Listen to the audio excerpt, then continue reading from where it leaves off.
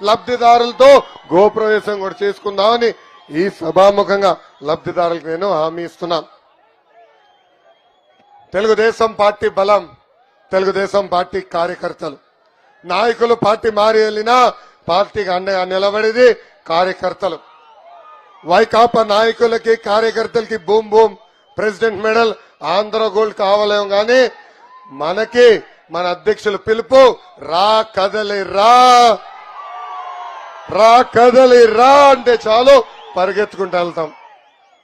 అన్న ఎన్టీఆర్ ఏ ముహూర్తంలో పార్టీ స్థాపించారో నాకు తెలియదు కానీ ఆ పసుపు జెండా చూస్తేనే ఒక నూతన ఉత్సాహం.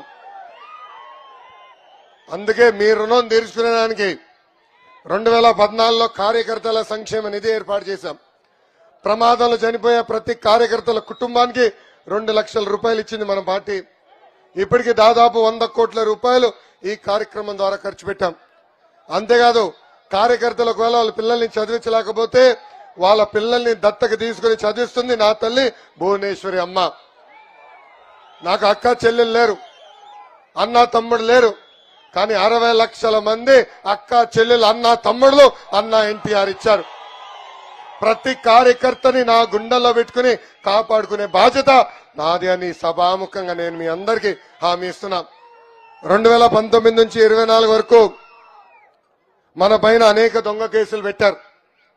ఈ 5 సంవత్సరాలు నా పైన కూడా 22 కేసులు పెట్టారు. నా పైన అటెంప్ట్ మర్డర్ కేసు పెట్టారు. నా పైన SC ST కేసు కూడా పెట్టారు. ఆనాడే చెప్పే జగన్ కి ఈ లోకేష్ తగ్గేదే లేదు.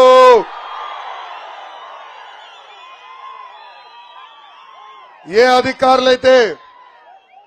అధికారులైతే చట్టాన్ని ఉల్లంఘించమని ఇబ్బంది పెట్టారో వాళ్ళందరి పేర్లు ఈ ఎర్ర బుక్ లో ఉన్నాయి. వైకాపా నాయకుల పేర్లు కూడా ఉన్నాయి అబ్బా. ఈ ఎర్ర బుక్ ఇప్పుడు సుప్రీంకోర్టు వరకు వెళ్ళిందండి. సుప్రీంకోర్టు వరకు వెళ్ళింది ఎర్ర బుక్.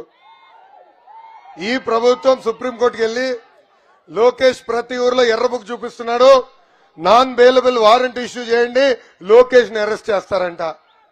అయా జగన్ చెప్తున్నా, నీలాగా ప్రజాధనాన్ని లూటీ చేసి మాయ మాటలు చెప్పి గెలిచిన వ్యక్తులుగా మేము, నీలాగా పరదాలు కట్టుకుని తిరిగే వ్యక్తులు మేము కాదు. నీకు దమ్ము ధైర్యం ఉంటే నేను పుట్టపర్తిలో ఉన్నా రా, చిత్తశుద్ధితో మేము బతికాం. ఏనాడు మేము తప్పు చేయలేదు. ప్రజలందరూ ఆలోచించాలా. ఏం తప్పు చేయని చంద్రబాబు నాయుడు గారిని 53 రోజులు రాజమండ్రి జైల్లో బంధించారు. ఆయన అరెస్ట్ చేసినప్పుడు 3,000 కోట్ల రూపాయలు అవినీతి అన్నారు. దాని తర్వాత 270 కోట్ల రూపాయలు అవినీతి అంటారు. నిన్న కాక మొన్న ఛార్జ్ షీట్ వేస్తే 27 కోట్ల అవినీతి అంటారు. అక్కడున్న జడ్జి అనింది ఇదేమి ఛార్జ్ షీట్ అని బయట పడేసే పరిస్థితి మనందరం చూస్తున్నాం. ఆనాడు బాబు గారిని అరెస్ట్ చేస్తే నాకు ఫోన్ చేసిన మొదటి వ్యక్తి పవన్ అన్న. లోకేష్ ను అధైర్యపడద్దు, ముందరికెళ్ళు, నీకు ఒక అన్నగా నిలబడతానని చెప్పిన వ్యక్తి పవన్ అన్న. ఆనాడు పవన్ అన్న ప్రత్యేక విమానంలో రావాలనుకుంటే ఆయన పర్మిషన్ క్యాన్సిల్ చేశారు. రోడ్డు మార్గంలో ఆయన బయలుదేరితే ఏకంగా బార్డర్ లో 3 గంటల సేపు ఆపేశారు.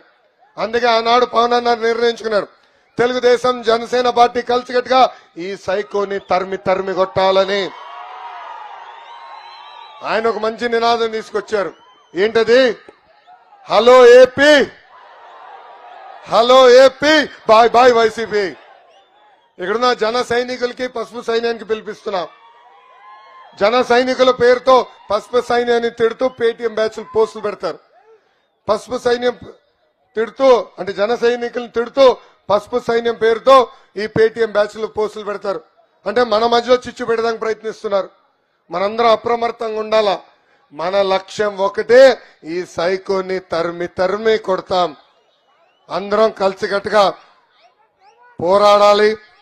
ప్రతి గ్రామాల్లో కలిసికట్టుగా తిరగాలని ఈ సభాముఖంగా జన సైనికులకి పసుపు సైన్యానికి నేను పిలిపిస్తున్నా. ఇంకా ఈ శంఖారావం కార్యక్రమం ద్వారా గురుగారు బ్యాగ్ ఇస్తారా? ఈ శంఖారావం కార్యక్రమం ద్వారా క్లస్టర్ యూనిట్ బూత్ అధ్యక్షులకి నేను పిలిపిస్తున్నా. ఇట్లా మీ అందరికి ఒక బ్యాగ్ వస్తుంది. దీంట్లో 25 క్యాలెండర్లు, ఒక కట్ట కడతాం. ఇలా 10 క్యాలెండర్లు మీకు అందజేసే బాధ్యత